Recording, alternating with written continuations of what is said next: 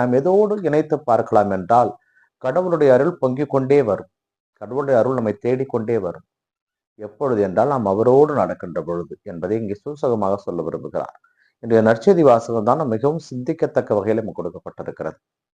யோவான் நற்செய்தியிலிருந்து கொடுக்கப்பட்டிருக்கின்ற இந்த நற்செய்தி வாசகத்திலே எருசலேமிலே ஆட்டு வாயில் என்கின்ற 5 குளங்கள் கொண்ட ஒரு இடம் இருந்திருக்கிறது. அதுக்கு பெத்சதா என்பது பொருள்.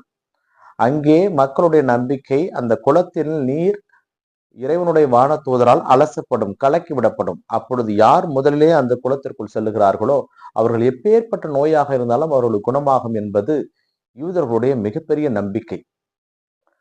அந்த வழியாக இயேசு செல்கிறார். ஏனென்றால் அங்கே ஒரு திருவிழாவிற்காக இயேசு கூடார திருவிழாவாக இயேசு சென்றிருக்கிறார்.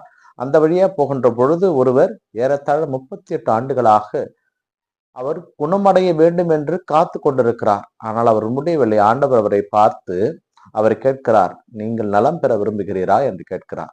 அதற்கு அவர் இயேசு என்று தெரியாமலே, இந்த குளத்தில் வானதூதர் கலக்கி விடுகின்ற பொழுது என்னை இறக்கிவிட யாருமே இல்லை ஐயா என்கிறார்கள். இயேசு உமது படுக்கை எடுத்து கொண்டு போ என்று சொல்கிறார்.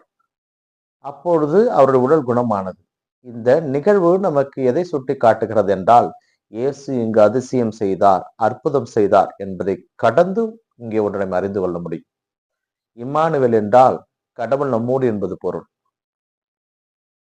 தனித்து விடப்பட்டவர்கள், உதவி இல்லாமல் இருப்பவர்கள், சமூகத்தால் விலக்கி விடப்பட்டவர்கள், இப்படி மக்கள் எத்தனையோ பேர் துன்பத்திலும் துயரத்திலும் வேதனையிலும் வெளியிலே சொல்ல முடியாத அழுகைகளாலும் கவலைப்பட்டு கொண்டிருக்கின்ற பொழுது, இந்த 38 ஆண்டுகளாக நோயினால் கஷ்டப்பட்டு கொண்டிருந்த மனிதனுக்கு ஒரு நிமிடத்திலே ஆசீர்வாதம் கொடுத்த அந்த நம் ஆண்டவர் இயேசு கிறிஸ்துவால் நம்மை எல்லா விதமான பிரச்சனைகளிலிருந்து வெளியே கொண்டு வர முடியும் என்பதை இங்கே சொல்லாமல் சொல்லுகிறார் நம் ஆண்டவர் இயேசு கிறிஸ்து.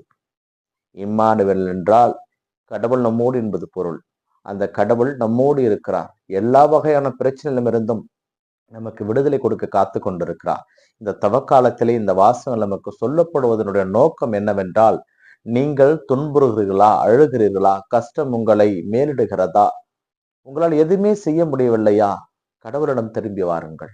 இது தவக்காலம், அருளின் காலம், இரக்கத்தின் காலம்.